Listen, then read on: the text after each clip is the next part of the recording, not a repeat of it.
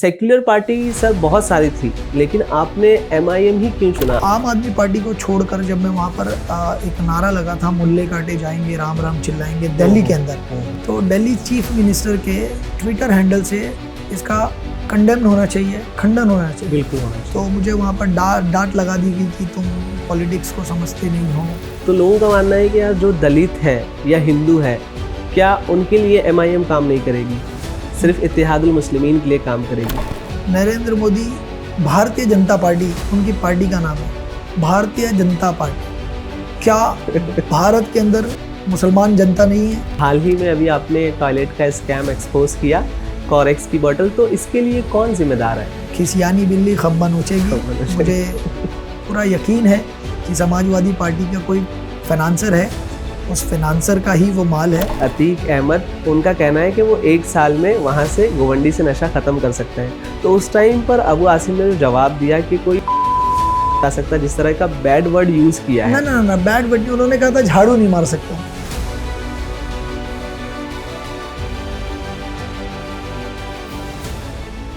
आदाब, नमस्कार, मैं ज़ीशान साहिब और आप देख रहे हैं हसन स्टूडियो का बदलाव एपिसोड।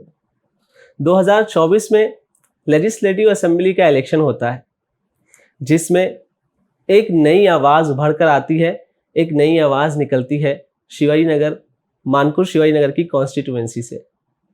समाजवादी पार्टी के अबू आसिम आज़मी इस लेजिस्लेटिव असेंबली इलेक्शन में जीत जाते हैं, लेकिन उनकी जीत से ज़्यादा जिसकी हार के चर्चे होते हैं वो आज हमारे साथ मौजूद है। तो हम आए हैं एक ऐसे गेस्ट को लेकर जो गोवंडी शिवाजी नगर में जिसने नशे के खिलाफ तहरीक चलाई और ऐसे बहुत सारे मुद्दों पर आवाज़ उठाई जो शिवाजी नगर की ज़रूरत थी। तो हमारे साथ मौजूद हैं एमआईएम के general secretary of Maharashtra mister Atiq Ahmed Khan. हम अपने शो में इनका इस्तकबाल करते हैं, खैर मकदम करते हैं। अतीक सर, आपका इस्तकबाल है, खैर मकदम।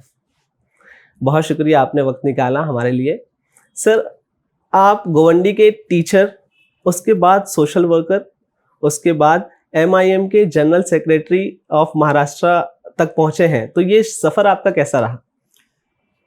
अल्हम्दुलिल्लाह, ये सफ़र बड़ी मेहनत करने से ही सफ़र जो है तय हुआ, और ये मंजिल नहीं है एमआईएम का महाराष्ट्र जनरल सेक्रेटरी बनना, ये हमारी मंजिल नहीं है। मंजिल बहुत दूर है और ऐसे कई सफ़र अभी तय करने बाकी हैं। इंशाल्लाह हमारा जो मकसद है मानकुर शिवाजी नगर असेंबली के अंदर बदलाव लाने का, उसके लिए एक लंबा सफ़र तय करना और इंशाल्लाह करते रहेंगे। और सर, आप बुनियादी तौर पर कहाँ से ताल्लुक़ रखते हैं, यानी आप हैं कहाँ से? हिंदुस्तान से बुनियादी तौर पर। बिल्कुल बिल्कुल, बहुत अच्छा जवाब दिया आपने। लेकिन हमारी जो जनता है वो जानना चाहती है कि आपका आबाई वतन कहाँ से है? जी, मेरे वालिद साहब जो हैं वो बिहार के कैमूर डिस्ट्रिक्ट से ताल्लुक़ रखते हैं, और हमारी वालिदा जो हैं यूपी के गाज़ीपुर से ताल्लुक़ रखती हैं। और मेरी पैदाइश जो है महाराष्ट्र में हुआ, पालन पोषण बड़ा हुआ, मेरी एजुकेशन जो है महाराष्ट्र मुंबई के अंदर हुई। तो अब आप अंदाज़ा लगा लीजिए मेरा ताल्लुक़ बिहार से है, उत्तर प्रदेश से है, महाराष्ट्र से। इसलिए मैंने कहा कि मेरा ताल्लुक़ जनरली हिंदुस्तान से, इंडिया से है। क्या बात है सर, आप बिहार से हैं, मुझे मतलब अभी पता चला, और मैं भी बिहार से हूँ, तो शायद हमारी जमेगी आज के कॉन्वर्सेशन में। आपने एजुकेशन में अच्छा खासा तालीम हासिल किया है, तो हम जानना चाहते हैं कि आपने एजुकेशन में कहाँ तक तालीम हासिल की है?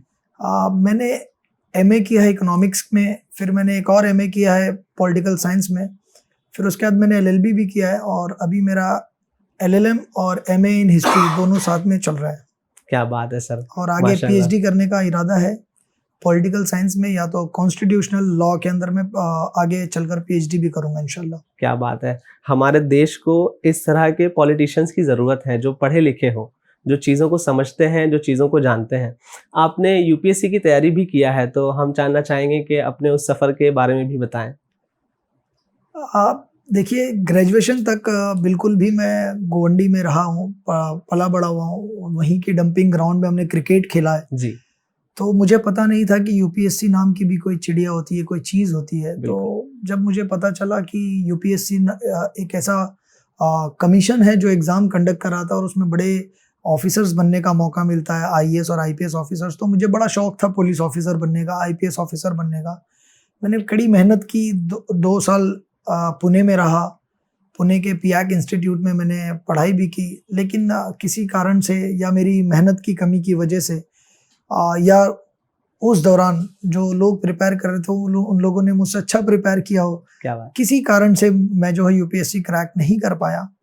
तो फिर मैंने एक चीज़ सोचा कि जब मैं नहीं कर पाया हूँ तो मैं जितनी तकलीफ़ें मुझे गोवंडी में रहकर यूपीएससी को समझने में हुई, मैं यहाँ के बच्चों के लिए थोड़ी सी आसानी करूँगा। तो हमने एक Emre IAS academy the study zone के अंदर में चलता था बिल्कुल। वो हमारी ही एकेडमी थी, फ्री ऑफ कॉस्ट हमने कोचिंग स्टार्ट की, जहाँ पर तकरीबन 25 से 40 स्टूडेंट्स जो हैं 3 साल हमने वो कंडक्ट किया, 3 से 4 साल तक कंटिन्यू चलाया उसको। बच्चे जो है वहाँ पर आते थे, सीखते थे और फिर वो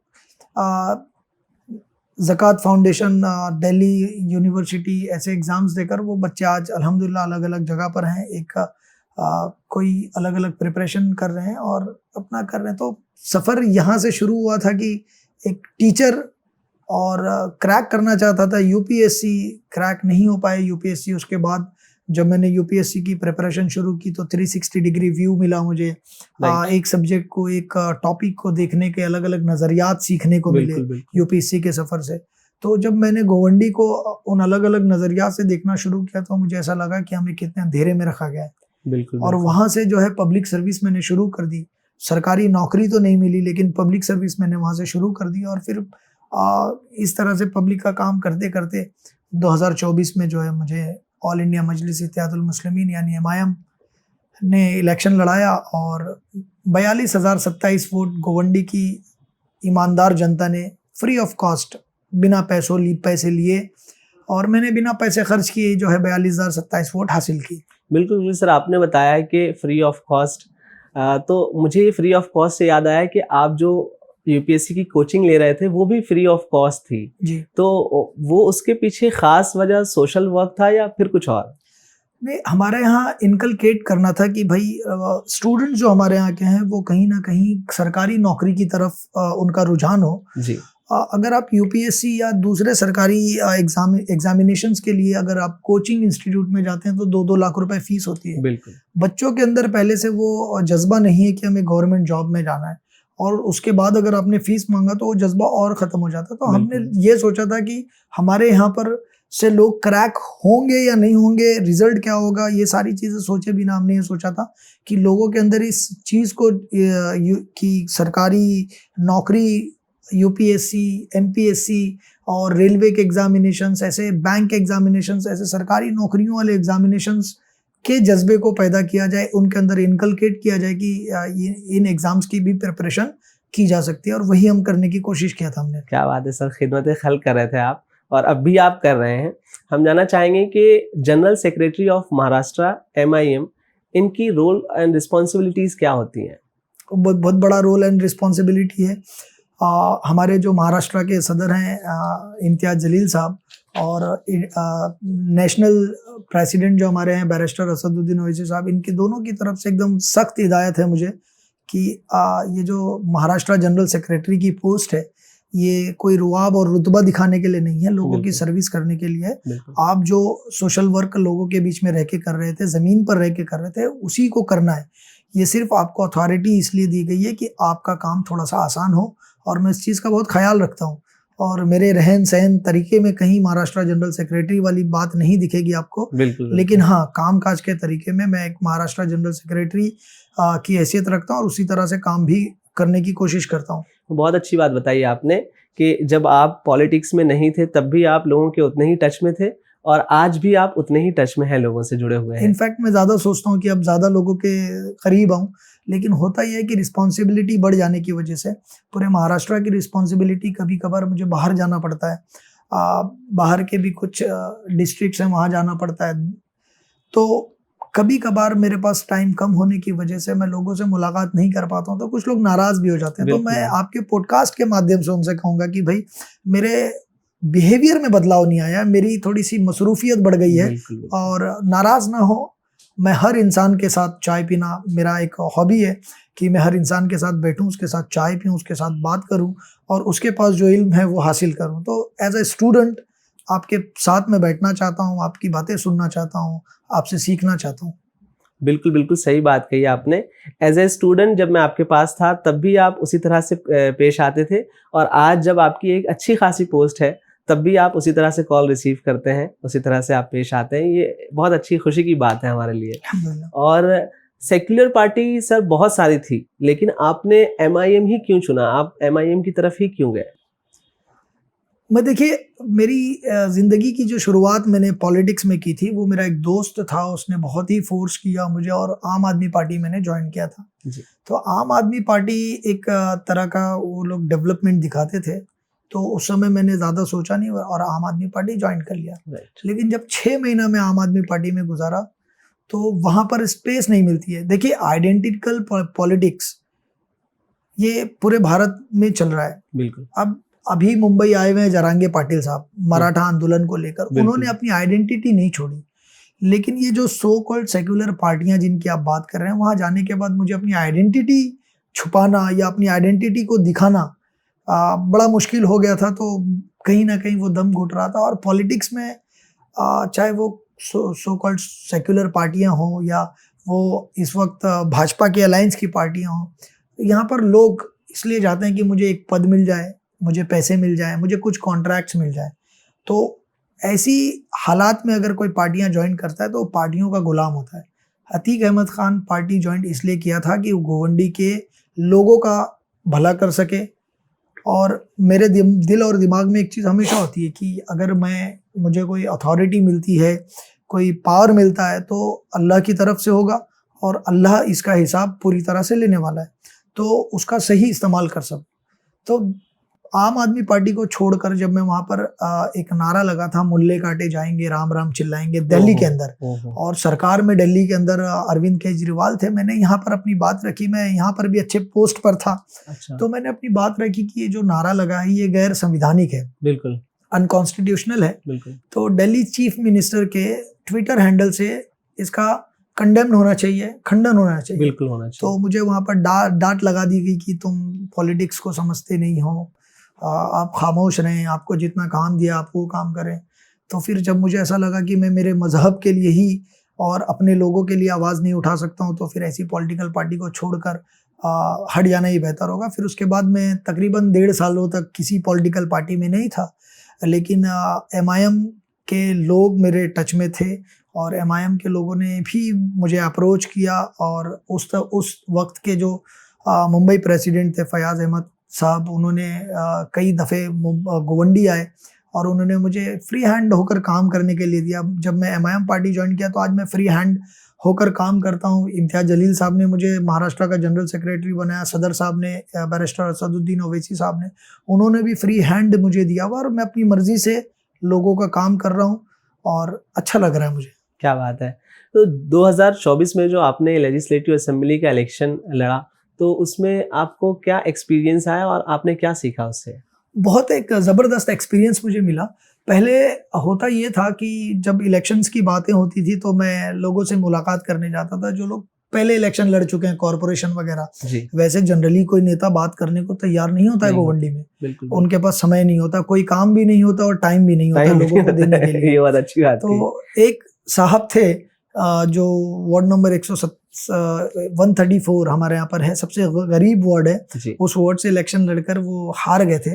तो मैं उनके पास जाता था, बैठता था, तो उनसे एक्सपीरियंस लेता था। तो हर जगह मुझे सिर्फ एक ही चीज़ सुनाई देती थी कि सर अगर आपको इलेक्शन लड़ना है, कॉर्पोरेशन इलेक्शन लड़ना है, तो आपके जेब में 60 लाख होने चाहिए, 1 करोड़ रुपए होने चाहिए।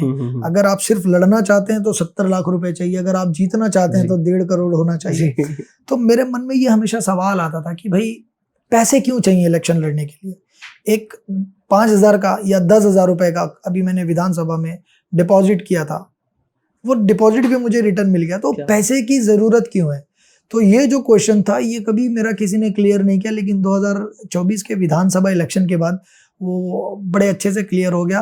टोटल इलेक्शन, विधानसभा का टोटल इलेक्शन हमने तकरीबन 17 या 18 लाख रुपए में लड़ा है और जिसके अंदर तकरीबन 15 लाख रुपए तक की जो मदद है हमें हमारी पार्टी ने किया, हमारे नेताओं ने किया, और 2-2.5-3 लाख रुपए जो हमारे जेब से खर्च हुआ। तो वो जो था कि आपको कॉर्पोरेशन इलेक्शन लड़ने के लिए एक वार्ड का 1 करोड़ रुपए चाहिए, हमने 8 वार्ड में इलेक्शन लड़ा, विधानसभा का, और महाराष्ट्र के सबसे अमीर एमएलए के अगेंस्ट में हमने लड़ा, जहां पर पैसों की बरसात हो रही थी। बिल्कुल। और दूसरे भी महाराष्ट्र के एक्स मिनिस्टर वहां पर थे, नवाब मलिक साहब, बिल्कुल। वो भी पैसों की बरसात कर रहे थे। और तीसरे एक्स मिनिस्टर के बेटे जावेद खान साहब, मरहूम के साहबजादे वसीम सर वहां पर थे, वो भी पैसों की बरसात कर रहे थे। फिर चौथा जो कैंडिडेट था बुलेट पाटिल शिंदे गुट से, वो भी पैसों की बरसात कर रहे थे। और इन पैसों की बरसात में मैंने किसी को 1 रुपए भी नहीं दिया और लोगों ने वोट की बारिश मुझ पे की। तो एक बहुत बड़ा सबक मुझे सीखने को मिला, और मैं आपके पॉडकास्ट के माध्यम से लोगों को बोलूंगा भी, गोवंडी के लीडर्स को, दूसरी पार्टी के लोग भी ये चीज समझ लें कि गोवंडी के लोग बड़े ईमानदार हैं और वो उसको ही वोट देंगे जो उनके बीच में होगा। तो उस टाइम पे अपोजिशन के मुकाबले में आपके पास क्या यूनिक या अलग विजन था? देखिए, इलेक्शन जो है एक ट्रेडिशनल वे में सारे लोग लड़ रहे थे, चाहे वो जितने भी मैंने नाम लिया पॉलिटिशियंस का। हमारा एक जो हमारी टीम थी वो एक टीचर्स की टीम थी, एडवोकेट्स की टीम थी, हमारे पास कुछ डॉक्टर्स थे और स्टूडेंट्स थे, पढ़ा लिखा तबका था। यस, जो लिटरेट और इंटेलिजेंसिया जिसको आप बोल सकते हैं गोवंडी का, वो हमारे साथ था। हम बहुत दिनों से यही कह रहे थे कि गोवंडी के अंदर बदलाव ये आना चाहिए। हमारा इलेक्शन लड़ने का भी मकसद यही था कि गोवंडी के लोगों को और गोवंडी के पॉलिटिशियंस के दिमाग में बदलाव लाए।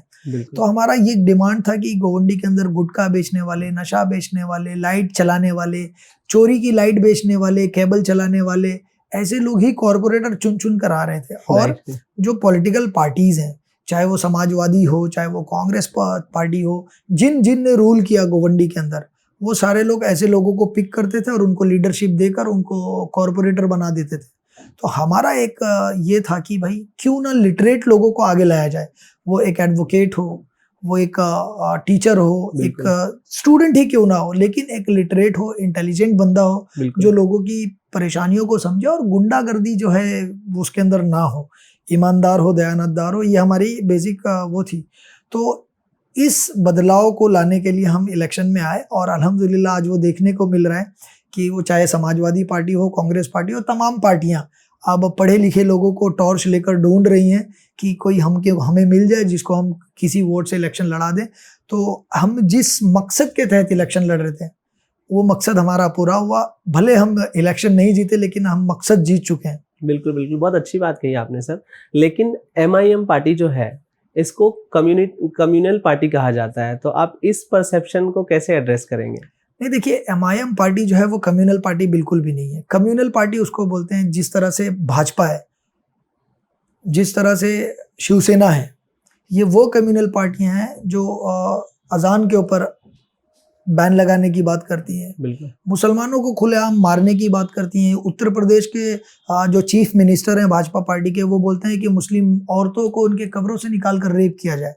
इस तरह की बात, भाषा का इस्तेमाल होता है। नितेश राणे जैसे हरामखोर पॉलिटिशियंस हैं जो आए दिन आकर मुसलमानों के खिलाफ जहर उगलते हैं। आप मुझे कोई एक नेता ऑल इंडिया मजलिस इत्तेहादुल मुस्लिमीन का, MIM का एक नेता बता देवे जो इस तरह की बातें करता हो कि गैर मुसलमान लड़कियों को छेड़े, गैर मुसलमान को परेशान करे, उनका घर खाली करवा दे, या उनके मजहब के खिलाफ बोलता है, या मंदिर के अंदर पूजा बंद करवा दे। इस तरह की हम बात नहीं करते। हम संविधानिक पार्टी हैं, कॉन्स्टिट्यूशन ही हमारी आइडियोलॉजी है, और जो आइडियोलॉजी डॉक्टर बाबा साहेब भीमराव अंबेडकर की थी, उसी आइडियोलॉजी को लेकर बैरिस्टर असदुद्दीन ओवैसी जो हैं वो पूरे भारतवर्ष में घूम रहे हैं। और हमारी आइडियोलॉजी ये है कि जो संविधान कहता है, संविधानिकता को ही स्प्रेड करना है। जो संविधान कहता है उसी संविधानिक तौर तरीके पर हमारे पॉलिटिशियंस को काम करना है। रही बात हमारे ऊपर जो इल्ज़ाम लगाए जाते हैं कि हम लोग एक कम्युनल पार्टी हैं, वो सो कॉल्ड सेक्युलर पार्टियां जो टाइम टू टाइम हिंदू हो जाती हैं, कभी मुसलमान हो जाती हैं, कभी दलित हो जाती हैं, कभी ईसाई हो जाती हैं। वो जिस तरह से जहाँ पर जिस स्टेट के अंदर इलेक्शन होता है, जिस डिस्ट्रिक्ट के अंदर कॉरपोरेशन के इलेक्शंस होते हैं, वो उस तरह से अपने आप को बदल लेती हैं। हाँ, MIM के ऊपर जो इल्ज़ाम लगता है वो इसलिए लगता है कि MIM जो है मुसलमानों को जिस तरह से सताया जा रहा है, जिस तरह से परेशान किया जा रहा है भाजपा के द्वारा, इस पर सबसे ज़्यादा आवाज़ उठाने वाली पार्टी जो है वो MIM है। दलितों के ऊपर जिस तरह से अत्याचार किए जा रहे हैं, इस पर सबसे ज़्यादा आवाज़ उठाने वाली पार्टी MIM है। पिछड़ों के ऊपर जो अत्याचार हो रहे हैं उस पर सबसे ज़्यादा आवाज़ उठाने वाली पार्टी MIM है। तो MIM एक ग्रोइंग पार्टी है और जितनी सो कॉल्ड सेक्युलर पार्टियां हैं, क्योंकि भाजपा हिंदू वोट्स ले गई और ये जो कट्टरपंथ की पार्टियां हैं वो हिंदू वोट्स ले गई। राइट। अब मुसलमानों के वोट पर ये सो कॉल्ड सेक्युलर पार्टियां, कांग्रेस, समाजवादी और शिवसेना, उद्धव ठाकरे, ये जो है मुसलमानों के वोट पर इलेक्शन जीतती हैं और मुसलमानों का जो रुझान है वो कहीं ना कहीं एमआईएम की तरफ बदल रहा है। इसीलिए हम पर इल्ज़ाम लगाते हैं कि हम बी टीम हैं, हम कट्टरपंथ पार्टियां हैं, हम कट्टरवाद हैं, जबकि ऐसा कुछ भी नहीं है। हाँ, मतलब लोगों का ये मतलब वो क्यों कम्युनल पार्टी कह रहे हैं, क्योंकि लोग नाम पर जाकर अटक गए हैं। जहाँ पर इत्तेहादुल मुस्लिमीन है, तो लोगों का मानना है कि यार जो दलित है या हिंदू है, क्या उनके लिए एमआईएम काम नहीं करेगी, सिर्फ इत्तेहादुल मुस्लिमीन के लिए काम करेगी। तो कुछ लोग जो है नाम पर जाकर अटक गए हैं एमआईएम के। डेफिनेटली करेंगी। अब तो नरेंद्र मोदी, इतना कट्टरवादी नाम क्यों है मैं उसका? आपको कहता हूँ नरेंद्र मोदी, नरेंद्र मोदी, भारतीय जनता पार्टी उनकी पार्टी का नाम है, भारतीय जनता पार्टी। क्या भारत के अंदर मुसलमान जनता नहीं है? क्या दलित जनता नहीं है? तो नाम इस तरह से रखना कि भारतीय जनता पार्टी और संविधान के खिलाफ जाकर काम करना, उससे तो कहीं गुना अच्छे हम है कि हमने अपना नाम इत्तेहादुल मुस्लिमीन रखा है लेकिन काम संविधानिक कर रहे हैं। बिल्कुल बिल्कुल, बहुत अच्छा कहा सर आपने। और जो अभी 2024 में आपने इलेक्शन लड़ा, वो कहीं ना कहीं 12,000 का मार्जिन रह गया। तो आपको क्या लगता है कि वो जो 12,000 है वो कहाँ चूक हो गई आपसे? जी, यहाँ पर एक तो मेरा पहला इलेक्शन था बिल्कुल। और आखिरी दिन में जो मुझे टिकट अनाउंस किया गया था, पार्टी की तरफ से फैसला लिया गया था कि मुझे लड़ा दिया जाए, तो वक्त बहुत कम था। हमारे पास जो लोग थे, एक भी ऐसा बंदा नहीं था जो पहले इलेक्शन लड़ा हो या पहले एक किसी बड़ी पॉलिटिकल पार्टी का लीडर रहा हो, और हमारे पास पैसे भी नहीं थे। राइट। तो मैनेजमेंट में थोड़ी सी हमसे मिस्टेक हुई, इस बात को हम एक्सेप्ट करते हैं, और वक्त थोड़ा सा कम मिला जिस वजह से हम लोगों से मुलाकात नहीं कर पाए।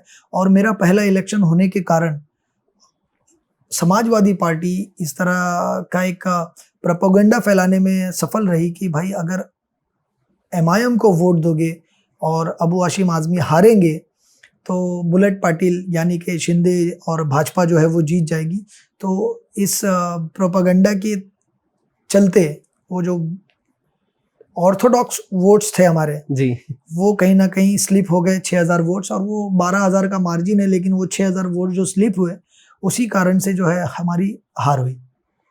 और जो एमआईएम को लेकर लोगों में एक बड़ा मिसकॉन्सेप्शन है, तो वो ऐसा कौन सा कॉन्सेप्शन है जो बड़ा मिसकॉन्सेप्शन है, आपको क्या लगता है, जो लोग एमआईएम को लेकर सोचते हैं? एमआईएम के खिलाफ जो मिसकंसेप्शन फैलाया गया था, फिर से मैं कहूँगा ये सो कॉल्ड सेक्युलर पार्टियों का फैलाया गया था कि हम बी टीम है। लेकिन आज भारतीय जनता पार्टी के लाए हुए बिल लोकसभा के अंदर फाड़ने की हिम्मत सिर्फ और सिर्फ एक शख्स के अंदर, उसका नाम बैरिस्टर असदुद्दीन ओवैसी है। हर बिल की मुखालिफत जो आवाम के खिलाफ है, चाहे वो मुस्लिम हो, दलित विरोधी हो या एनजेएसी का कानून हो। एनजेएसी भी आया था, नेशनल जुडिशियल वाला जो बिल था, उसके भी खिलाफ बैरिस्टर असदुद्दीन ओवैसी जो हैं संसद के अंदर उसी तेजी से, उसी गति से दहाड़े थे जिस गति से उन्होंने वक्फ बोर्ड के खिलाफ का जो कानून लाने की कोशिश की गई थी, उसके खिलाफ जितनी तेजी से उन्होंने दहाड़ा था, उतनी गति से उन्होंने उस बिल के लिए भी दहाड़ा था। सो वो कौन सी बी टीम होगी जो अपनी ए टीम के खिलाफ बोलेगी? और जब मुसलमानों के खिलाफ बिल आ रहे थे, जब ट्रिपल तलाक का कानून आ रहा था, अब जब वक्फ के खिलाफ कानून आया, तो इसमें ट्रिपल तलाक के खिलाफ कानून आया तो समाजवादी पार्टी और कांग्रेस के कई लीडर जो है लोकसभा से एब्सेंट थे वोटिंग करने के टाइम। और आज भी शिवसेना और कांग्रेस के और समाजवादी के कई लीडर जो है एब्सेंट हो गए। क्यों एब्सेंट हो जाते हैं? मुसलमानों का वोट चाहिए, लेकिन मुसलमानों का हक सिक्योर करना है, उनका राइट सिक्योर करने हैं, तो ये एब्सेंट हो जाते हैं ताकि सीधा सीधा बिल पास हो जाए और भाजपा को फायदा मिल जाए। तो बी टीम जो है भाजपा ए टीम है, और उसकी बी टीम कांग्रेस है, उसकी बी टीम समाजवादी पार्टी है, उसकी बी टीम शिवसेना है, और जितनी सो कॉल्ड सेक्युलर पार्टियां हैं, बी टीम आम आदमी पार्टी है। आप जब इलेक्शन टाइम पर स्पीच दे रहे थे, उस वक्त आपने कहा था कि नॉमिनेशन के वक्त आपकी जेब में 130 रुपए थे। तो जनता जानना चाहती है कि जब आपने नॉमिनेशन फॉर्म फिल किया था उस पर आपने कितना प्रॉपर्टी डिस्क्लोज किया था? क्योंकि आजकल तो डिजिटल जमाना आ गया, जेब में ऐसे एक्चुअली पत्ते नहीं है। जनता जो है वो जाकर डाउनलोड कर सकती है मेरे एफिडेविट को। ये हकीकत बात है, जब मैं नॉमिनेशन के लिए गया मुझे फ़ोन आया कि जाइए नॉमिनेशन कर लीजिए, तो मेरे जेब में 130 रुपए थे। उसका जो एफिडेविट था वो मैंने खुद अपना तैयार किया था जी, और उसकी नोटरी वगैरह करवा ली थी हमने, जी। करवा के रात में रख दिया था। लेकिन जब गए हम रिक्शे से, तो वहाँ पर हम 4 दोस्त गए थे, सिर्फ 4 दोस्त गए थे हम। तो वहाँ पर एक दूसरे से पूछ रहे थे, भाई तेरे पास कितने पैसे हैं, तेरे पास कितने पैसे हैं। फिर फ़ोन करके भाई को मुझे 10,000 रुपये मंगवाने पड़े थे डिपॉजिट्स के। डिपॉजिट के लिए। तो ये हकीकत बात है कि 130 रुपए लेकर हम गए थे, लेकिन 130 रुपए में हम इलेक्शन लड़े ऐसा नहीं है। मैं आपको बता रहा हूँ कि 17 से 18 लाख रुपए टोटल हमारे खर्च हुए थे, और ये जो एडमिनिस्ट्रेटिव कॉस्ट होते हैं सिर्फ उसमें ही पैसा खर्च हुआ था। किसी ने ना हमसे पैसा मांगा, ना किसी एजेंट्स को हमने खरीदने की कोशिश की थी, और ना कभी करेंगे आगे। सर, जिस तरह से मैंने अतीक अहमद को देखा है as a teacher, as a social worker और एज अ पॉलिटिशियन, मुझे कई बार जब भी उनका नाम जहन में आता है मुझे एक शेर याद आता है हमेशा कि किसने कहा कि देश का नेता कहो मुझे, किसने कहा कि देश का नेता कहो मुझे, बेटा हूँ अपनी कौम का बेटा कहो मुझे। तो मैं चाहता हूँ कि आप अतीक अहमद खान को कैसे डिस्क्राइब करते हैं? अतीक अहमद खान एक टीचर है, टीचर था और आगे भी टीचर रहेगा, क्योंकि पैशन है मेरा बच्चों को पढ़ाना। अभी भी मैं कई एक इंस्टीट्यूट में जाकर पढ़ा रहा हूँ, और मेरा ब्रेड एंड बटर जो है वहीं से आ रहा है, पढ़ा कर ही आ रहा है। दूसरी क्लासेस में जाता हूँ, वहाँ से कमाता हूँ। पॉलिटिक्स मेरा कोई पेशा या शौक भी नहीं है, ये एक मजबूरी बन गई है, और अपनी इस मजबूरी को मैं बस निभा रहा हूँ। और जब तक बदलाव नहीं आता, अच्छे लोग पॉलिटिक्स में नहीं आते हैं, और ये जो पुराने बुरे लोग हैं जो बूढ़े हो गए हैं लेकिन छोड़ने का नाम नहीं ले रहे हैं, एक सांप की तरह लिपट कर बैठ गए हैं, तो जब तक ये लोग चले नहीं जाते हैं और अच्छे लोग नहीं आ जाते हैं, तब तक मैं पॉलिटिक्स में हूँ। मुझे अपने पॉलिटिक्स में कोई फ्यूचर या करियर बनाने का अब भी मैंने ऐसा सोचा नहीं कि मैं एमएलए बनूं, मैं एमपी बनूं, या मैं पॉलिटिक्स के अंदर एक नाम कमाऊं। मेरा अब भी यही है कि एक अच्छा टीचर बनूं, एक अच्छा टीचर रहूं, और मैं जिस वक्त मुझे मौत आए तो वो एपीजे कलाम साहब की तरह पढ़ाते पढ़ाते ही मैं गिरकर जो है वहाँ ख़त्म हो जाऊँ। मेरा एक सपना है ये, इस तरह से। तो अतीक अहमद खान टीचर था, टीचर है और टीचर रहेगा। गोवंडी जो है मुंबई का पार्ट है, उसके बावजूद भी लोग इसे पिछड़ा हुआ इलाका मानते हैं। तो गोवंडी में सबसे बड़ी समस्याएं क्या हैं? अगर गोवंडी के अंदर वक्त ब वक्त समस्याएं जो है बदलती गई, लेकिन पिछले 15 से 20 सालों में नशा जो है एक सबसे बड़ी समस्या है। और गोवंडी का हर दूसरा बच्चा, तीसरा बच्चा, ये गोवंडी बदनाम करने की बात नहीं है, ये हकीकत बात है कि कहीं उसको कोरेक्स की बोतलें थमा दी जा रही हैं, कहीं उसको गुटखा थमा दिया जा रहा है, कहीं उसको एमडी की गोलियां थमाई दी जा रही हैं। अलग अलग प्रकार के भिन्न प्रकार के जो है नशा गोवंडी के अंदर जो है जन्म ले चुका है, और गोवंडी जो है नशे में इस वक्त धूत होता चला जा रहा है, और शासन और प्रशासन इसके ऊपर बहुत ज़्यादा स्ट्रिक्ट नहीं है। सबसे बड़ा प्रॉब्लम ये है। गोवंडी की यूथ का फ्यूचर जो है कहीं ना कहीं किसी और दिशा में जा रहा है। यहाँ आपको गली और कोनों पर नशा आसानी से मिल जाएगा, लेकिन यहाँ नौकरियाँ आसानी से नहीं मिलती है, या फिर यहाँ पानी आसानी से नहीं मिलता है, बहुत मुश्किल है। जनाब, नौकरी तो बहुत दूर की बात है। मैं कहता हूँ जब हम ग्रेजुएशन किया करते थे, और अब 1 साल पहले तो एक शॉप तो खुल गई, एक अल्लाह के बंदे ने शॉप खोल दिया। आप ग्रेजुएशन की बुक्स ढूंढने के लिए गोवंडी में निकल जाएंगे तो एक किताब नहीं मिलती थी, चाहे वो लाइब्रेरी ढूंढने निकल जाए तो लाइब्रेरी नहीं मिलती थी।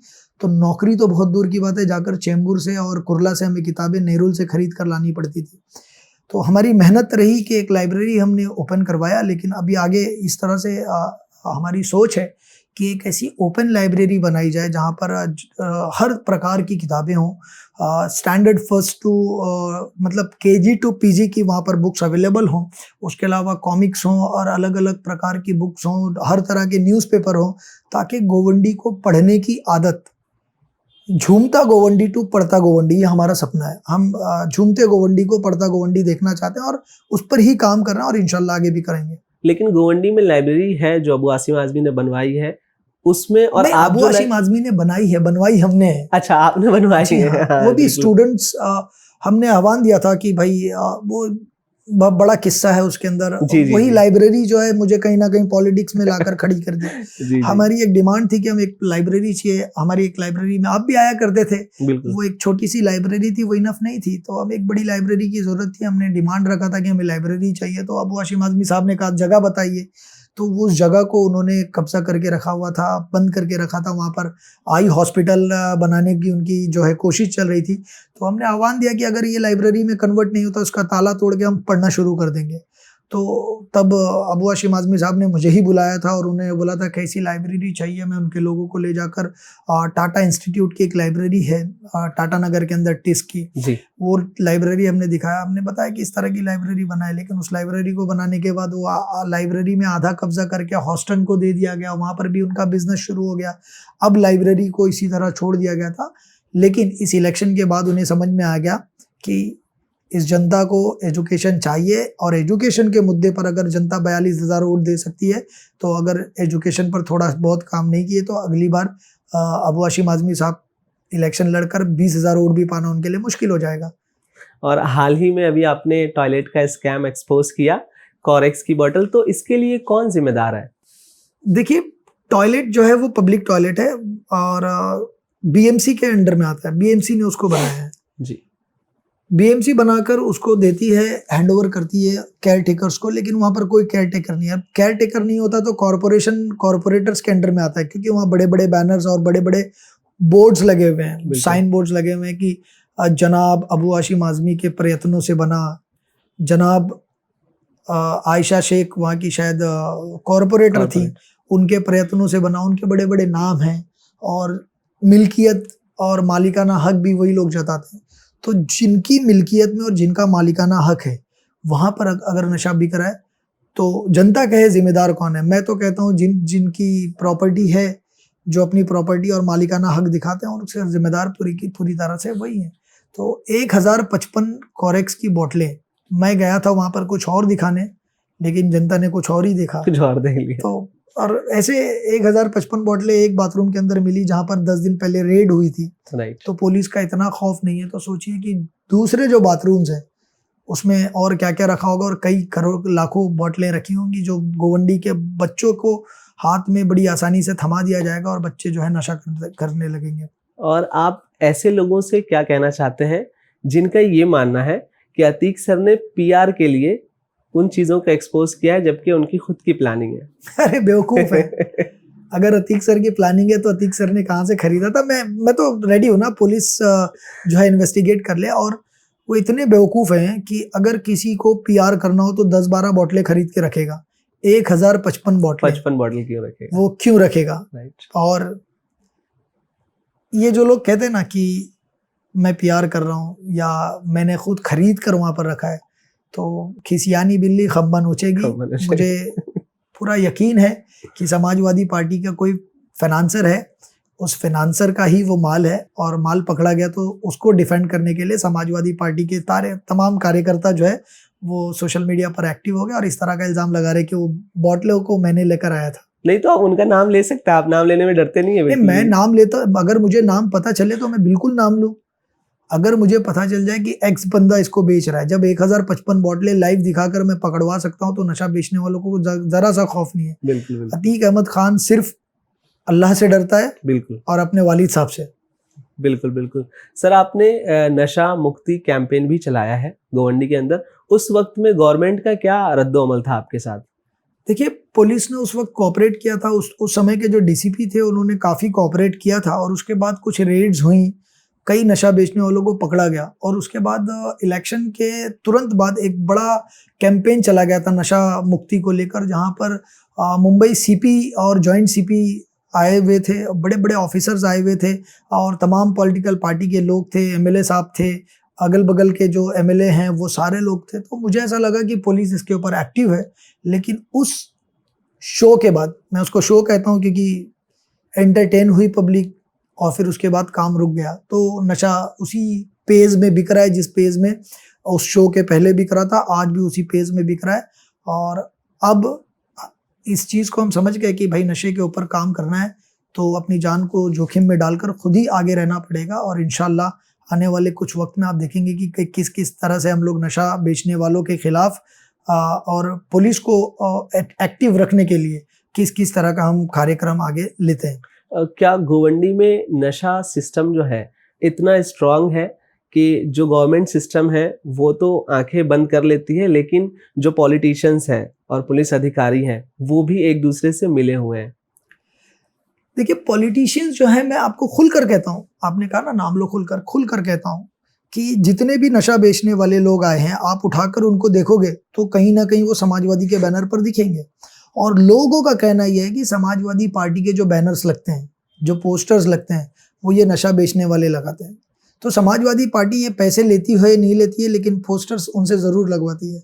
और अगर कोई नशा बेचने वाला पकड़ा जाता है या किसी सोशल एक्टिविस्ट ने या मैंने ही नशा पकड़वा दिया, तो सबसे पहले ये इनका जो सोशल मीडिया वो एक्टिव हो जाता है। लोगों के काम के लिए एक्टिव नहीं होता, लेकिन नशा बेचने वालों के समर्थन में एक्टिव हो जाता है। और फिर जो लोग नशा पकड़वाने का काम कर रहे हैं, चाहे वो सोशल एक्टिविस्ट हो वहाँ के या पॉलिटिशियन हो दूसरी पार्टी के, ये उनके खिलाफ खड़े हो जाते हैं। मुंबई टीवी अगर आपने सुना हो तो मुंबई टीवी में अफजल एक जर्नलिस्ट है, वो अबू आसिम का इंटरव्यू लेते हुए कह रहे थे कि MIM के एक कार्यकर्ता हैं अतीक अहमद, उनका कहना है कि वो 1 साल में वहां से गोवंडी से नशा खत्म कर सकते हैं। तो उस टाइम पर अबू आसिम ने जो जवाब दिया कि कोई आ सकता, जिस तरह का बैड वर्ड यूज किया है। ना बैड वर्ड नहीं, उन्होंने कहा था झाड़ू नहीं मार सकता है। अच्छा, हाँ, झाड़ू नहीं मार सकता। तो अच्छा, मुझे क्योंकि मैंने उसको कई बार रिवाइंड करके सुना है और मैंने 1-2 लोग से पूछा भी है क्या वाकई वो वर्ड्स यूज कर रहे हैं, तो उन्होंने भी वही जवाब दिया कि हाँ वही वर्ड्स यूज कर रहे हैं। तो मैंने भी उसको सुना कि वो झाड़ू भी नहीं मार सकता इस तरह का। अच्छा। उन्होंने कहा था आलू झाड़ू भी नहीं मार सकता, ऐसा कहा होगा फिर उन्होंने। नहीं, वो कुछ नहीं कर सकता, वो झाड़ू भी नहीं मार सकता। अच्छा, जो उनका थोड़ा सा बोलने का जो अबू हाशिम आजमी साहब इतने भी बुरे इंसान नहीं है जितना उनके पार्टी के लोग वहां पर बुरे हैं कि वो गालियां देंगे। हाँ, लेकिन झाड़ू मारना मैंने शुरू कर दी है और 1055 बोतलों को झाड़ू मार के मैंने 1 साल के अंदर, अभी इलेक्शन खत्म होकर मैं हार गया हूँ, मैंने झाड़ू मारकर उसको पुलिस स्टेशन तक पहुंचा दिया है। ये मैं जवाब देना चाहता हूँ अबू हाशिम आजमी साहब को। बहुत अच्छी बात कही आपने। सर, यूथ का पॉलिटिक्स में इंटरेस्टेड होना कितना इंपॉर्टेंट है? बहुत जरूरी है।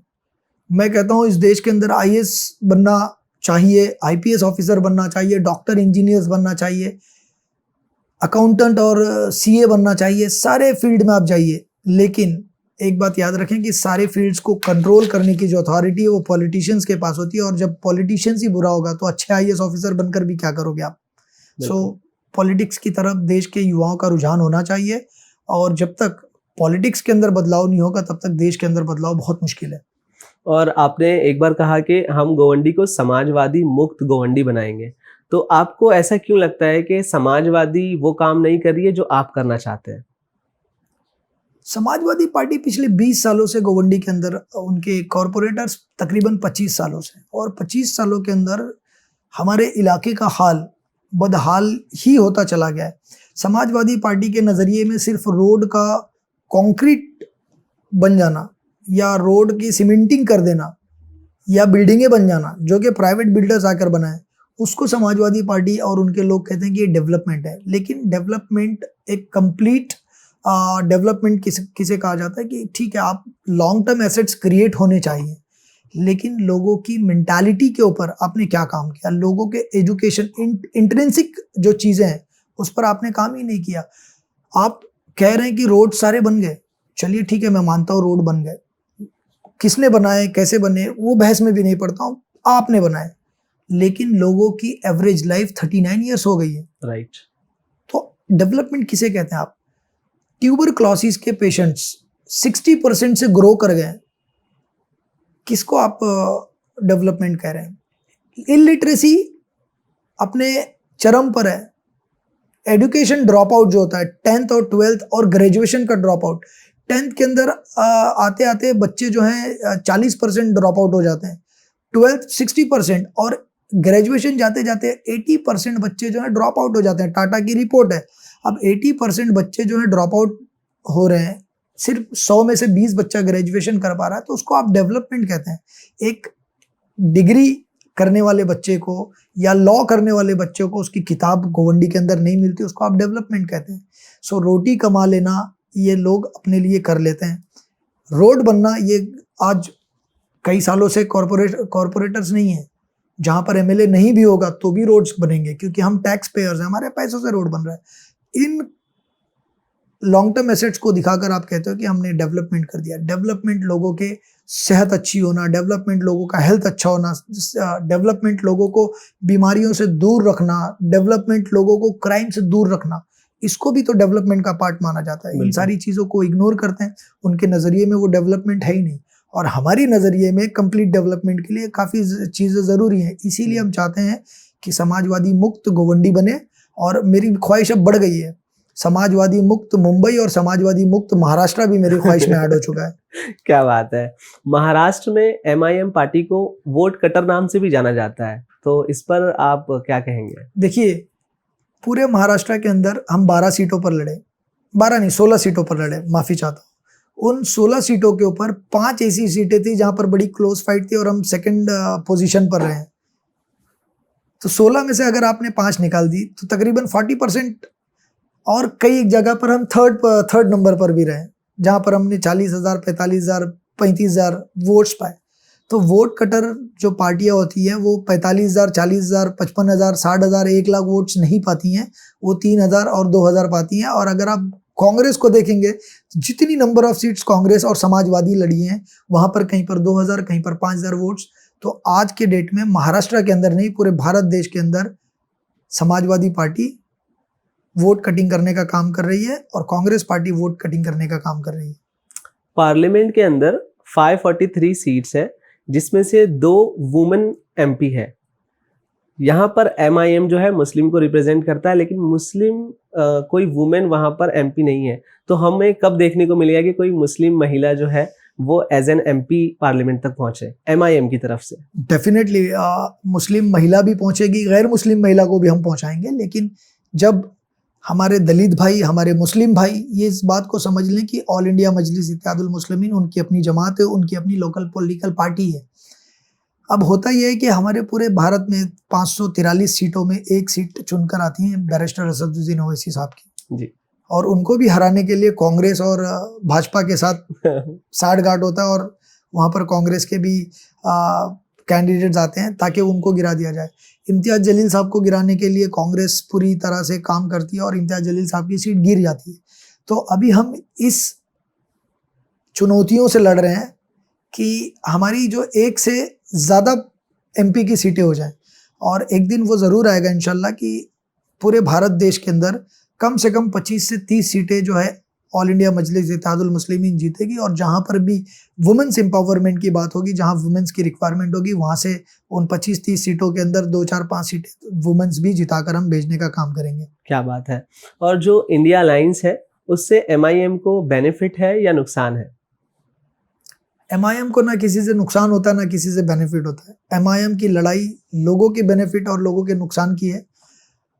इंडिया गठबंधन को नाम तो इंडिया गठबंधन दिया गया, लेकिन हर पॉलिटिकल पार्टी जिन्हें अपनी शाख बचानी है, जिन्हें अपना कहीं सी चीफ मिनिस्टर चाहिए और जिन्हें अपने मिनिस्टर चाहिए, इन लोगों का एक गठबंधन है। ये इंडिया गठबंधन नहीं है, ये अपनी पॉलिटिकल पार्टी की शाख बचाने का गठबंधन है। और उसके बाद आपने देखा होगा लोकसभा इलेक्शन के बाद किस तरह से इंडिया गठबंधन का आई अलग हो गया, डी अलग हो गया और एन अलग हो गया, और अलग अलग स्टेट्स में अब अलग अलग तरीके से लोग इलेक्शन लड़ने पर उतारू आ गए हैं। जो हमारा इंडिया है, हमारा भारत है, वो देश का 4थे नंबर का ग्रोवेस्ट इकोनॉमी बन चुका है वर्ल्ड वाइड। तो मैं ये जानना चाहता हूँ, या बहुत सारे लोग ये जानना चाहते हैं कि वो स्टूडेंट जो अपने स्कूल की फीस नहीं भर पा रहे हैं और वो कॉलेज से निकाल दिए जाते हैं, वो फार्मर्स जो अपने खेतों में जहर पीकर खुदकुशी कर लेते हैं, या वो नौजवान, वो यूथ जिनको नौकरियां नहीं मिल रही है, उनका इस 4th ग्रोएस्ट इकोनॉमी से क्या बेनिफिट है, क्या फायदा है? ये सिर्फ स्पीच के लिए इस्तेमाल हो रहा है या पीआर के लिए मीडिया पर इस्तेमाल हो रहा है? देखिए, इकोनॉमी जो है एक बहुत ही डिफिकल्ट सब्जेक्ट है। इकोनॉमिक्स एक डिफिकल्ट सब्जेक्ट है, और इकोनॉमी को जिस तरह से दर्शाया जाता है जी, पेपरों पर नंबर्स के साथ जिस तरह का खेल खेला जाता है, वो उसमें और ज़मीन के ऊपर जो इकोनॉमी है उसके अंदर ज़मीन आसमान का फ़र्क है। और आप अगर देखेंगे कि जो किसानों की आपने बात किया, जिस तरह से उनके सुसाइड्स बढ़ रहे हैं, जिस तरह से ड्रॉप आउट्स रेट बढ़ रहे हैं देश के अंदर, इलिटरेसी भी कहीं ना कहीं टैकल करने की कोशिश किया जा रहा है, लेकिन एजुकेशन का जिस तरह से धंधा खोल दिया गया है, जी सो टर्नआउट जो है वो दिखता है कि भाई हमारी ट्रिलियंस में इकोनॉमी जा रही है, लेकिन लोगों के लाइफ के ऊपर उसका इम्पैक्ट बिल्कुल उल्टा है। लोग गरीब से और गरीब होते जा रहे हैं, अमीर और अमीर होता जा रहा है, और जो आपको इकोनॉमी दिखती है वो इकोनॉमी सिर्फ दो आदमी के जो इकोनॉमिक कंडीशन है उस वजह से नंबर्स बड़े दिखते हैं। डेफिनेटली अंबानी और अडानी, और भाजपा सरकार इन दोनों के नंबर्स को लेकर, क्योंकि अभी अगर पर कैपिटा इनकम आप देखोगे तो पूरे भारत देश के अंदर जितने लोग हैं सबके ऊपर आता है, लेकिन कोई बेरोजगार है बिल्कुल, उसकी भी पर कैपिटा इनकम उतनी है, और मुकेश अंबानी की भी पर कैपिटा इनकम उतनी है। तो कहीं ना कहीं इसके अंदर डिस्क्रिपेंसी देखने को मिलती है, और इकोनॉमी का एक खेल खेला जाता है। लेकिन अगर इकोनॉमी को सच में बूस्ट करना है, बूम करना है, तो मैं भारत सरकार से रिक्वेस्ट करूंगा कि इसके ऊपर देखा जाए। पूरे भारत देश के अंदर दो चीज़ को बिल्कुल सब्सिडाइज कर देना चाहिए, फ्री कर देना चाहिए, केजी टू पीजी एजुकेशन, और हर तरह का हेल्थ प्रॉब्लम हॉस्पिटल्स, इनको फ्री कर दें। बाकी आप जहाँ पर टैक्स लेना चाहते हैं, जितना लेना चाहते हैं लीजिए। बिल्कुल बिल्कुल सही कहा आपने। हाल ही में हमने देखा कि मराठी ज़बान को लेकर जिस तरह से महाराष्ट्र में वावेला मचाया गया, अभी स्टेट गवर्नमेंट ने साइन बोर्ड कंपलसरी कर दिया है मराठी में। आपको क्या लगता है कि किसी चीज़ को ज़बरदस्ती करवाने से ज़्यादा अच्छा है कि नेचुरल एडॉप्शन होना चाहिए उसका? नहीं, देखिए महाराष्ट्र 1960 में बना, 1 मई 1960 महाराष्ट्र डे जी। सेलिब्रेट किया जाता है। जी चूंकि मैं महाराष्ट्र में जन्म लिया हूँ और पला बड़ा हूँ, मैं इस चीज़ को मानता हूँ कि देखिए मराठी लोगों को सीखना चाहिए, लेकिन लोग सीख नहीं रहे थे। तो जब लोग सीखते नहीं हैं और बहुत टेक इट फॉर ग्रांटेड लेते हैं, तो उनके साथ ज़बरदस्ती ज़रूरी होती है, लेकिन ये ज़बरदस्ती सरकार की होनी चाहिए, लोगों की नहीं। गुंडागर्दी और ज़बरदस्ती में फ़र्क है। हाँ, लोगों को मराठी सीखना भी चाहिए, मराठी में साइन बोर्ड होना भी चाहिए, और मराठी भाषा का इस्तेमाल भी होना चाहिए, मैं इसके सपोर्ट में हूँ। लेकिन सिर्फ मराठी का होना चाहिए, मैं इसके खिलाफ हूँ। बहुत अच्छी बात कही आपने।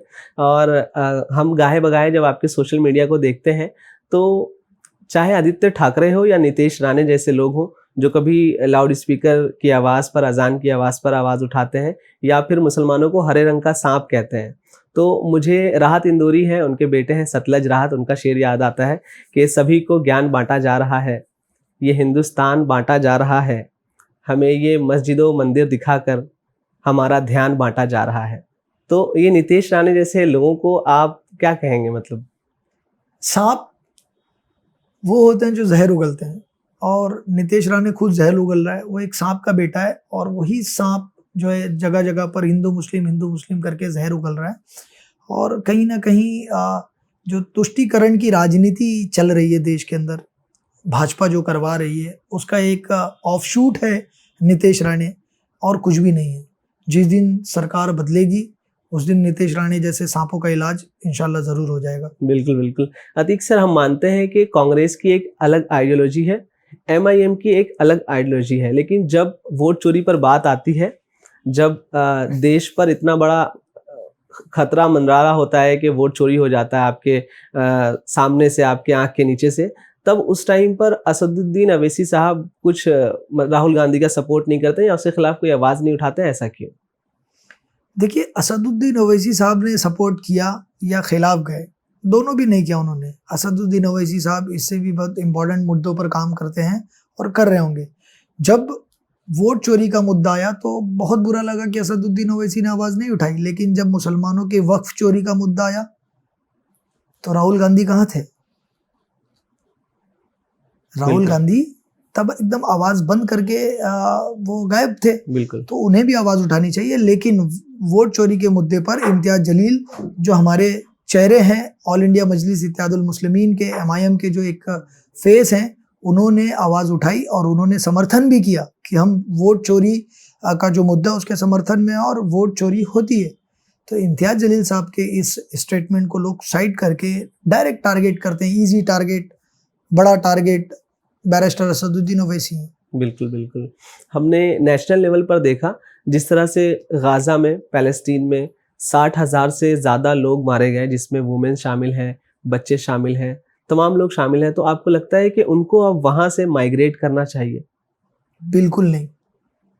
तो बाकी जो बचे मुझे हुए लगता हैं है वो कि भी वहाँ माइग्रेट नहीं करना चाहिए, और जो लोग इंसाफ पसंद देश हैं, हमारा देश बिग ब्रदर का जो रोल प्ले करता है, जिस तरह से हमारे देश में गांधी जी का स्टैंड था फलस्तीन के सपोर्ट में, हमारे देश को एक्टिवली आना चाहिए। और वहाँ पर जो एक मास नरसंहार जिसको कहा जाता है, मास किलिंग कही जाती है, हमारे देश को भी उसके खिलाफ आवाज़ उठानी चाहिए। और पूरे वर्ल्ड में जो लोग शांति पसंद हैं, शांति के दूत बने बैठे हैं, उन सारे लोगों को आवाज़ उठानी चाहिए। लेकिन जबकि फ़लस्तीन एक मुसलमानों का मुल्क है, बिल्कुल और सामने जो है वो यहूदियों का आतंक है, बिल्कुल इसीलिए आज सारे जो शांति दूत हैं वो खामोश बैठे हुए हैं। वो इंटरनेशनली आप मुसलमानों को एक इजी टारगेट कर लिया गया, और इस्लामोफोबिया जो है उसको कहीं ना कहीं दिखाकर मुसलमानों के खिलाफ एक वावेला मचाकर पूरे हिंदुस्तान भर के अंदर, फ़लस्तीन तो एक प्रोजेक्शन में आ गया। हिंदुस्तान के अंदर मुसलमानों को कहीं ट्रेन में मार दिया जा रहा है, कहीं गौ हत्या के नाम पर मार दिया जा रहा है, कहीं दाढ़ी पकड़कर मारा जा रहा है, कहीं मुसलमान औरतों का नकाब खींचा जा रहा है। सो ये एक स्टार्टिंग इनिशियल स्टेज है। बिल्कुल और जिस तरह की फिल्में देश के अंदर बन रही है, जिस तरह से जर्मनी के अंदर यहूदियों के खिलाफ एक प्लेटफॉर्म क्रिएट किया गया था, 40 से 45 फिल्में बनी थी यहूदियों के खिलाफ, और लोगों के अंदर एक उनके खिलाफ नफरत फैला दी, भड़काऊ नफरत फैलाया गया था। वो आज भारत देश के अंदर चल रहा है। तो मुझे इस बात का डर है, जिस तरह फ़लस्तीन के अंदर मुसलमानों का कत्ल हो रहा है, उस तरह हिंदुस्तान के अंदर भी हो सकता है। तो आज वक्त है हिंदुस्तान को बचाया जाए, फ़लस्तीन के सपोर्ट में खड़ा रहा जाए। हमारे वर्ल्ड वाइड मुस्लिम लीडर्स बहुत हैं और कंट्रीज भी मुस्लिम की बहुत है, लेकिन उसके बावजूद भी सबने अपने आंखें बंद कर रखी है। तो मैं चाहूँगा कि जो मुस्लिम लीडर्स हैं उनसे आप क्या कहना चाहेंगे? मुस्लिम लीडर से बस यही कहना है कि आप दुनिया में जिस तरह से तेल बेचकर खेल खेल रहे हो, जिस तरह का आप इस्लाम को छोड़ दिया है मुसलमानों को। देखिए, इस्लाम का एक कॉन्सेप्ट है, उस कॉन्सेप्ट से गैर जो है वो काफ़ी प्रभावित होते हैं उम्मत का। और उम्मा उसे कहते हैं जो लोग, अगर किसी मुस्लिम को एक सुई छुप जाए तो दूसरे मुसलमान को उसकी तकलीफ होना चाहिए। उम्मा एक बॉडी के मानिंद है। अगर मेरे कान के अंदर चूटी काटती है तो मेरे पूरे बदन को ये पता चल जाता है कि कान के अंदर मुझे चूटी काटी है। तो ये कॉन्सेप्ट पर मुसलमान चलते हैं। और अगर फ़लस्तीन का दर्द इन मुस्लिम कंट्रियों को नहीं नज़र आता है और इसके ऊपर उनका कोई स्टैंड नहीं है, तो ये मुसलमान ही नहीं है मेरी नज़र में। बिल्कुल सही कहा आपने। अतीक सर, जो हमारा नेक्स्ट सेगमेंट है, हमने 3 से 4 क्वेश्चंस कुछ ऑडियंस के रखे हैं जो वो जानना चाहती है। हमने उनसे कहा कि भाई MIM के जो लीडर हैं वो आ रहे हैं, तो उन्होंने अपने क्वेश्चंस दिया और ये वही क्वेश्चंस है जो आप पिछले बारी दोहरा रहे थे। पहला क्वेश्चन है कि कांग्रेस और बाकी सेक्युलर पार्टी MIM को बीजेपी की टीम बी क्यों कहती है? वही क्वेश्चन है। क्योंकि उन्हें मुसलमानों का वोट चाहिए, और कहीं ना कहीं मुस्लिम और दलित जो है ये आघाड़ी बनाकर इस वक्त MIM की तरफ उनका रुझान है। अब ये भी नहीं कहें तो हिंदू वोट्स को बीजेपी ले गई, मुस्लिम और दलित वोट MIM ले जाएगी, तो ये क्या करेंगे? ठुल्लू बजाएंगे। इसीलिए बी टीम का एक कहीं ना कहीं टैग लगा दिया गया। सेकंड क्वेश्चन है कि बिहार में पिछली बार 5 सीट हासिल किया था MIM ने, फिर भी वहां की सेक्युलर पार्टी MIM को अपने दल में शामिल करने से नहीं कर रही है। देखिए, MIM को अपने दल में शामिल नहीं कर रहे हैं, उसका मेन रीज़न ये है कि MIM ग्रोइंग पार्टी है, और अगर आज MIM को उन्होंने अपने दल में शामिल कर लिया और MIM इनसे सबसे ज़्यादा वोट ले लेगी तो उनको डर लगता है। और अख्तरुल इमान साहब ने सही कहा था ना, एक काली दुल्हन कभी भी गोरी जेठानी नहीं चाहती। तो काली दुल्हन को गोरी जेठानी नहीं चाहिए। बिल्कुल सर। तीसरा क्वेश्चन है, असदुद्दीन अवैसी सिर्फ हैदराबाद के लिए ही स्कूल, कॉलेज और हॉस्पिटल क्यों खोलते हैं, जबकि इलेक्शन वो सभी जगह से लड़ रहे हैं? इलेक्शन सब जगह से लड़ते हैं, इलेक्शन हार जाते हैं। और नरेंद्र मोदी साहब प्रधानमंत्री हैं, लेकिन फिर भी डेवलपमेंट वो अपने इलाके में करते हैं। जो भी जहाँ से जीतता है उस इलाके का डेवलपमेंट करता है। एटलीस्ट मैं तो ये कहता हूँ कि सारे MP को असदुद्दीन ओवैसी जैसा बन जाना चाहिए कि अपने ही इलाके का डेवलप कर दे, पूरा भारत डेवलप हो जाएगा। 543 MP कर दे तो। क्या बात है। जो हमारा अगला सेगमेंट है, मैं आपको एक वर्ड दूंगा, आपको वापस एक वर्ड लौटाना है, यानी 1 वर्ड में आंसर देना है। पहला है गवंडी। मेरा घर, मेरा मुल्क, मेरा सब कुछ। स्टूडेंट। मेरी जान। Social work. मेरा पैशन। नशा। दुश्मन। Education. Love it. Media? Media को एक वर्ड में नहीं बयान कर सकते हैं, लेकिन मीडिया जरूरी है। अबू आसिम आजमी? हाँ, राहुल गांधी? ठीक है, अच्छे हैं, असदुद्दीन अवैसी? मेरे आइडल हैं। Eknath Shinde? No comments. MIM? जिंदाबाद। अगला जो सेगमेंट है चूज एनीवन है, आपको एक चूज करना है। पहला है इलेक्शन खेल है या जंग? इलेक्शन ना खेल है ना जंग है। इलेक्शन एक वे है जहां पर डेमोक्रेसी को जिंदा रखा जा सकता है, और इलेक्शन एक कॉन्स्टिट्यूशन में दिया हुआ एक बहुत खूबसूरत सा आर्टिकल है 324, और बहुत अच्छा राइट्स दिया गया है यहाँ के लोगों को, जिसका इस्तेमाल सही होना चाहिए, ना खेल की तरह ना जंग की तरह। जंग की तरह। बहुत अच्छी बात कही आपने। मुंबई या हैदराबाद? मुंबई। एजुकेशन या एम्प्लॉयमेंट सबसे पहली प्रायोरिटी क्या होनी चाहिए? एजुकेशन। मुंबई माया नगरी है या संघर्ष नगरी? संघर्ष नगरी। डेमोक्रेसी हकीकत या ख्वाब? पार्शली। मुंबई का आपका फेवरेट स्पॉट कौन सा है? गोवंडी, मेरा घर, जहां मैं रोज जाता हूँ। जहां आप घूमने जाते हो बताइए। घूमने के लिए मुंबई में सच है, मैं हमेशा जो है सबसे ज़्यादा जाता हूँ वो माहिम दरगाह पर जाता हूँ, तो मुझे सबसे अच्छा वहीं पर लगता है। क्या बात है। पॉलिटिक्स या social work? Social work. Govandi का विलन कौन है? मैं खुद हूँ। और हीरो? जनता है। क्या बात है। 3 वर्ड में अपना गोवंडी डिस्क्राइब कीजिए। गोवंडी एक ऐसी जगह है जहाँ पूरे हिंदुस्तान भर के सबसे गरीब लोग आकर बहुत खुशी से, हंसी खुशी से रह सकते हैं। बहुत ही अफोर्डेबल और बहुत ही मिलनसार और खुशहाल जगह गोवंडी है, जहाँ के लोग बहुत अच्छे और कोऑपरेटिव और सपोर्टिव हैं। क्या बात है। अब जो हमारा अगला सेगमेंट है वो क्लोजिंग क्वेश्चंस है। पहला क्वेश्चन है कि अगर आपको कोई बजट की कोई कैद ना हो तो आप गोवंडी में सबसे पहला कौन सा काम करना चाहेंगे? सबसे पहले अगर बजट की कैद ना हो तो सबसे पहले मैं जितने गोवंडी के हॉस्पिटल्स और स्कूल्स हैं सबको अडॉप्ट कर लूँगा, ख़रीद लूँगा, और KG to PG वाला जो मेरा सपना है, और हर व्यक्ति को सही उपचार, सही इलाज मिले, वो जो मेरा सपना है मैं उसको पूरा करूँगा। क्या बात है।